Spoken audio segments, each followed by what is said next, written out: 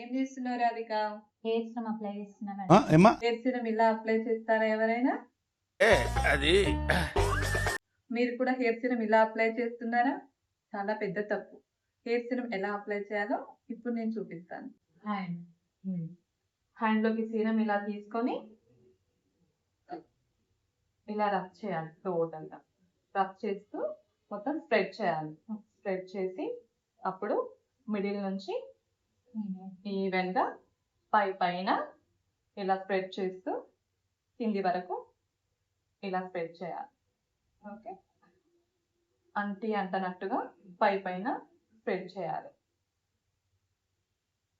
చేసిన తర్వాత ఇంకా కొద్దిపాటి మనకు ప్రొడక్ట్ మాత్రం హ్యాండ్లో ఉంటుంది కదా, అప్పుడు స్కాల్ప్ పైన హెయిర్స్, బేబీ హెయిర్స్ లేవకుండా అప్లై చేయాలి.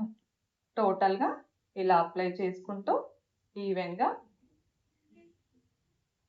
ఇలా చేయాలి.